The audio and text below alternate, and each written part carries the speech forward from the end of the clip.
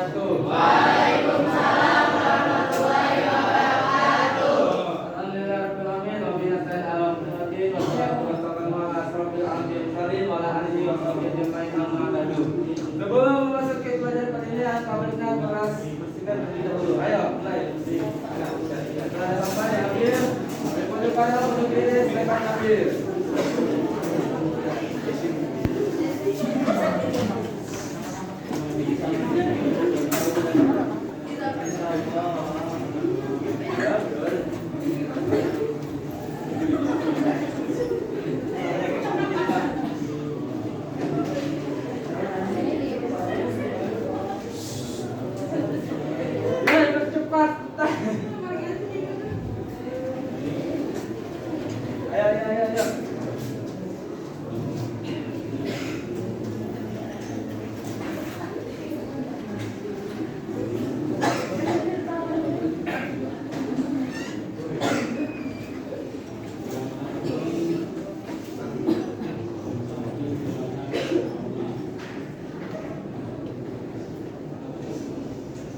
Ya, ketua kelasnya siapa?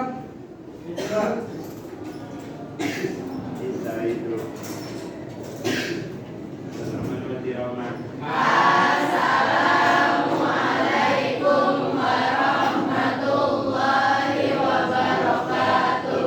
Waalaikumsalam warahmatullahi wabarakatuh. Bismillahirrahmanirrahim. Raditu billahi rabba wa bil islami dina wa bi Muhammadin nabiyya wa rasula. Rabbi zidni ilma warzuqni fahma. Amin.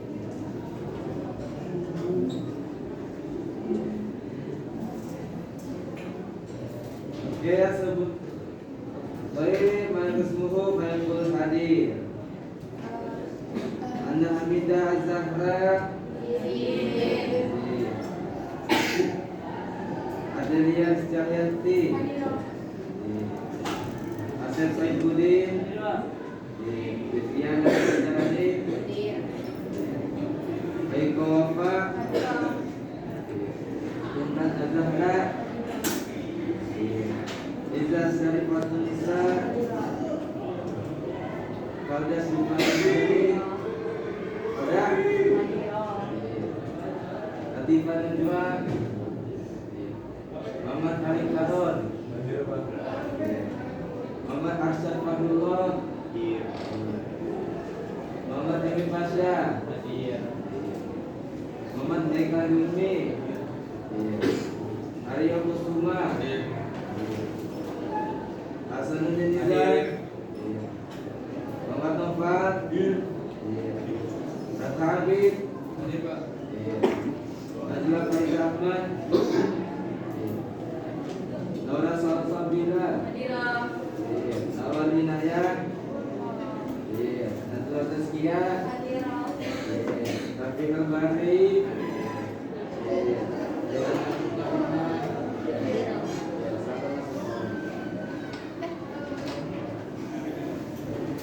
Rehana ada. Hadatul Aisy. Basmalia. Sarul Ramadan. Sur. Tasagila Indonesia. Sifa Ramadhani. Siti Aminah. Siti Budi. Sakit. Siti Budi Fauzia. Siti Munawaroh. Tazkiyah Ummu. Ya Nafiyah Syafiqi. Jalal Putri Azizah. Zinnuran Ahmad.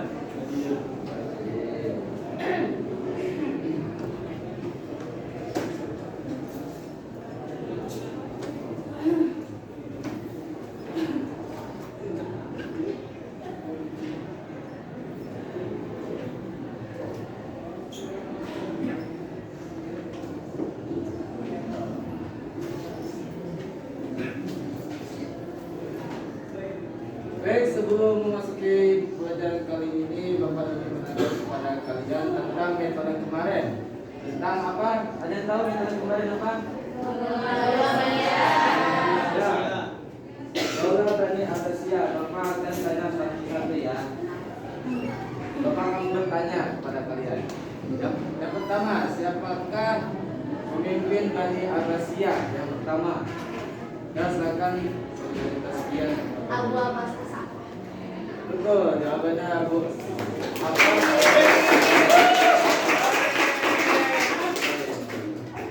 Oke, pertanyaan kedua. Tahun berapakah terjadinya perang Ahzab? Ada Pak? Oke, saudara Emir, silakan jawab. 50 Masehi.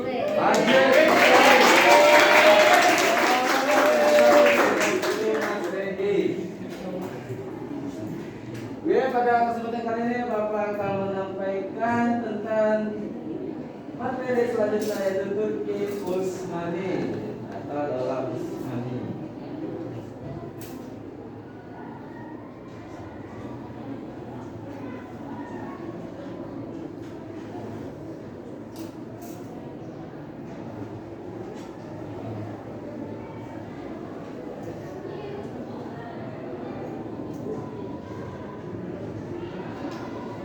Oi, nggak mau kan?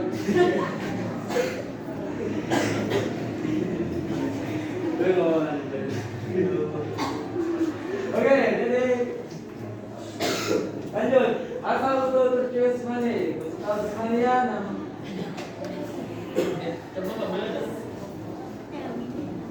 Oke, baik lanjut. Asal usul Turki Utsmani, Utsmania nama resmi Daulah negara Utsmania yang disebut dalam bahasa Turki modern sebagai Osmanli Imparatorlugu Negara Utsmania atau Osmanli Devleti Negara Utsmania. Kadang-kadang disebut sebagai Ottoman Kesultanan Turki Negara Utsmania atau Turki Utsmania adalah berdasar lintas benua yang didirikan oleh suku-suku Turki di bawah pimpinan Osman Bey di barat laut Anatolia pada tahun 1299. Sebelum terjadinya keruntuhan Bani Abbasiyah, apakah kalian tahu Turki Oghuz ini ya Turki Utsmani atau bisa disebut dinasti Saljuk ya. Yang dipimpin oleh Osman Bey pada tahun Anatolia pada tahun 1299. Di masa-masa Saljuk ini mulai kuat setelah zaman Bani Abbasiyah. Lanjut. Nah, jadi Turki Utsmani dipimpin oleh Utsman bin Ertugrul yang bahasa disebut kepada King of Rus disebut mencari perlindungan di tengah-tengah saudara mereka orang Turki Saljuk dan negara tinggi Asia Kecil. Nah, di maksud ini adalah suku Kai ya, atau suku Oghuz juga. Suku Kai sama Oghuz itu bersatu ingin membuat sebuah dinasti baru yang bernama dinasti Turki. Jadi Utsman bin Ertugrul ini dia bermimpi bahwasanya dia akan menguasai kerajaan Islam pada masa yang akan datang. Nah inilah apa kekuasaannya ya, kekuasaan zaman-zaman Turki Utsmani dari Afrika, bahkan Asia pun juga dikuasai. Kenapa di Spanyol daerah Spanyol ini dikuasai Umayyah tidak dikuasai juga karena dikuasai oleh para kaum Romawi atau yang disebut Konstantinopel. Jadi luas juga ya Pak itu Pak, kuasanya Pak? Ya, betul. Oke, lanjut bagian Konstantinopel. Dan Konstantinopel bahasa Indonesia Aloysius X Konstantinopoulos bahasa Cina Istanbul Turki adalah peristiwa jatuhnya ibu kota Romawi Timur. Konstantinopel kekayaan Utsmania dipimpin oleh Mehmed II saat menakluk pada tanggal 29 Mei tahun 1453 kalender Julian. Kalender Julian ini masuk kalender Masehi. Julian ini namanya Juli. Ya, berpangkat peristiwa penting yang merupakan salah satu penanda berakhir awal pernikahan. Dari teman-teman Khulafaur Rasyidin sampai Abbasiyah ingin menentukan Konstantinopel, namun pada sayangnya gagal total. Maka akhirnya di Bani Utsmani ini pada masa kepemimpinannya Muhammad Al-Fatih atau kita sebut Mehmed II ya berhasil menemukan istana termuda di seluruh dunia dan tak pernah dihancurkan oleh siapapun. Lanjut. Nah inilah adalah kekuasaan atau dalam istana Konstantinopel ya. Jadi ada beberapa istana di sini ada dari barat, timur, utara, selatan, bahkan lampung juga.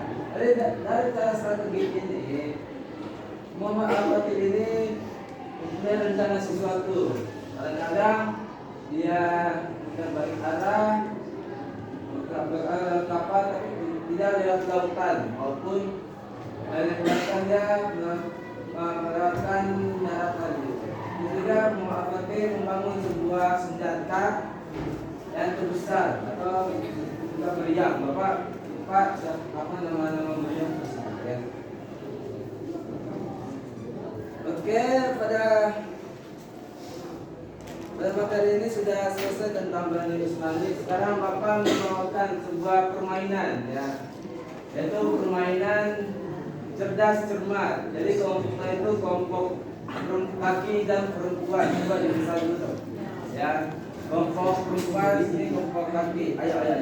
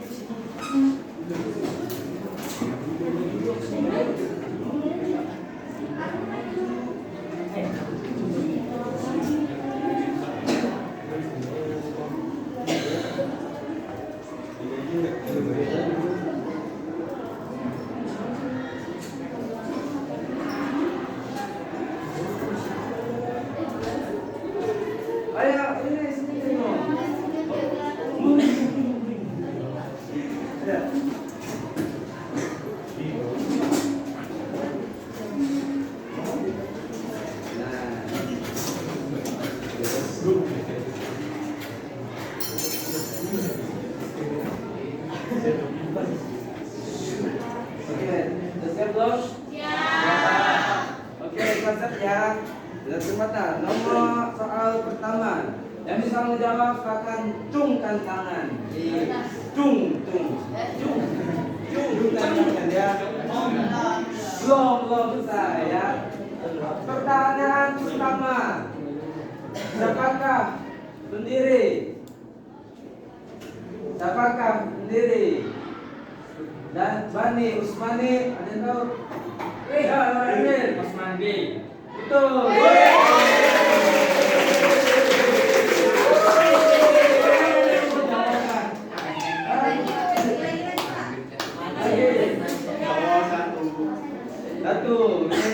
Satu kosong ya. Satu dari kosong nomor kalian.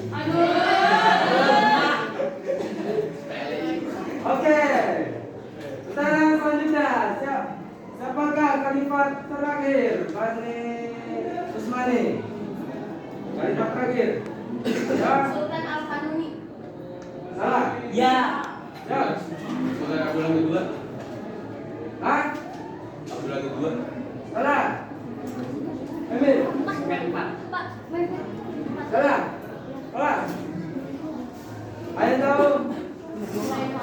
Bayezid. Ya, pasal 6.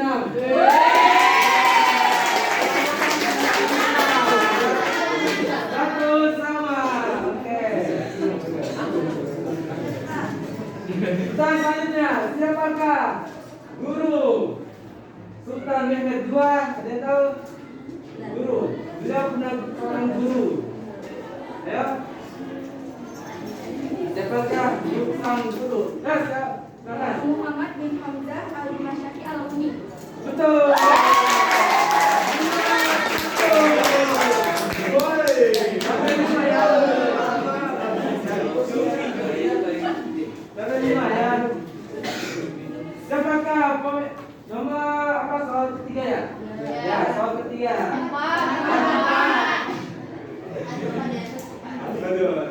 4 ya. Siapakah siapakah kekaisaran pertama Konstantinopel?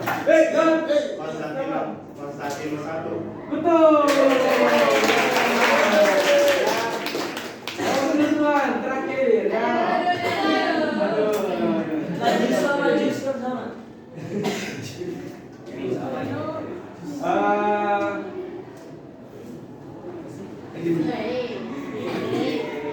Tunggu.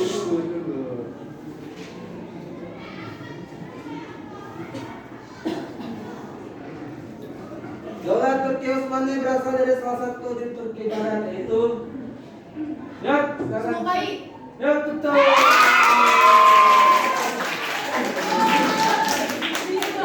Jadi, kubur kanan, kubur kiri, menang.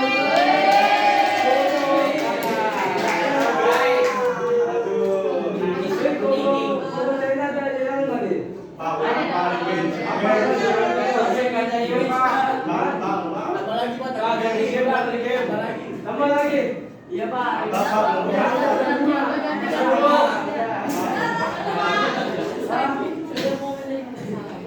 cukup ya. Jadi buat kubur cewek, wanita menang, dan kubur cowok kalah. Nanti deh kakak ditunggu ya.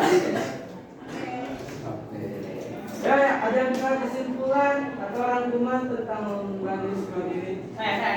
Ayo, saya.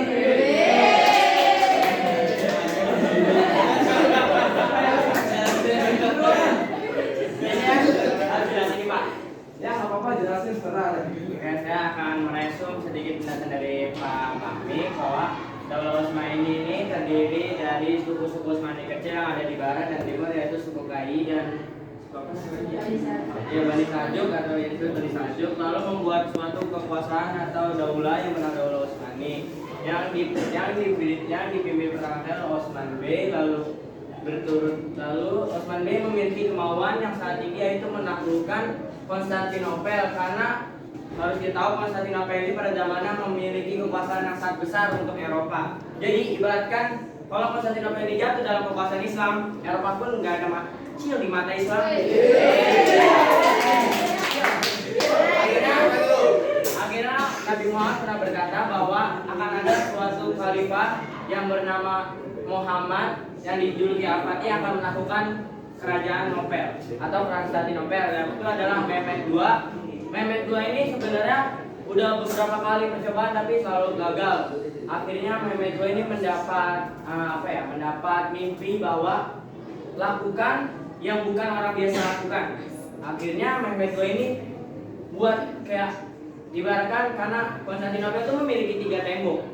Yang pertama benteng, parit, lalu di sini adalah tempat pemanah. Jadi ibaratkan kalau Islam masuk ke benteng 1 jebol, lalu jatuh ke dalam parit, lalu dipanen itu sama aja bohong. Jadi Mehmed II punya ide kalau misalnya gimana kalau ininya dihancurin aja, temboknya. Tapi kan di situ akhirnya mikir jenderal-jenderal, kenapa kita harus butuh senjata yang besar berarti?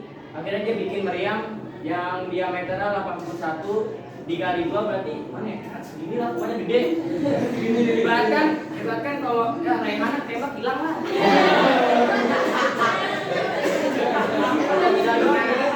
Kenanginnya doang. Nah, terus akhirnya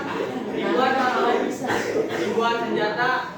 Akhirnya di sini Daulah Utsmani percaya diri bahwa kalau dia bakal bisa menaklukkan Konstantinopel dengan ada senjata-senjata itu. Tapi artinya apa, nihil. Percobaan pertama tuh masih gagal. Dan di situ Muhammad Al-Fatih udah pasrah dan tidak ada kayak percobaan lagi. Karena Konstantinopel ini memang diakui kuat. Di sini juga di perairannya dikasih rantai. Dan karena Daulah Utsmani udah pasrah, lalu akhirnya mimpi itu datang lagi, lakukan apa yang bukan orang biasa lakukan. Akhirnya kepikiran oleh Muhammad Al-Fatih, bagaimana kalau perahunya dinaikin ke daratan. Jadi perahunya dinaikin ke daratan, dia muter ke sini, dia ngepung di bagian sini, lalu di sini adalah laut. Nanti di sini pasukan perahu. Otomatis Konstantinopel bingung, dia mau nahan yang mana, yang ini apa yang ini udah masuk ke dalam kerajaan, yang ini ngepung terus, ngebom, hancur semuanya. Akhirnya pada tanggal 19 Mei Konstantin Novel takluk di tangan Muhammad Al-Fatih.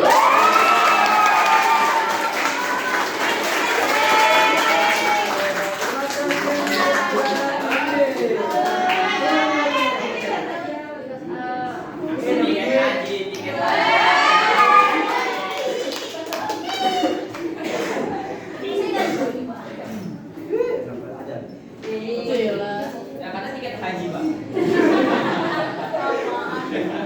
Belum menjadi anak adik dulu baru. Iya, anak. Oke, jadi kesimpulan kali ini dengan ucapan saudara. Ya. Jadi pada kesimpulan kali ini jika kalian ingin jadi pemimpin, tentulah seperti Muhammad Al-Fatih. Ya, jangan seperti contohnya bukuan. Ya, benar. Tidak salah. Jadi berpikirlah seperti Muhammad Al-Fatih. Jika kalian ingin menakutkan seluruh dunia apa yang kalian lihat, ya. Oke, kita kelas mimpilah akhir. Ayo.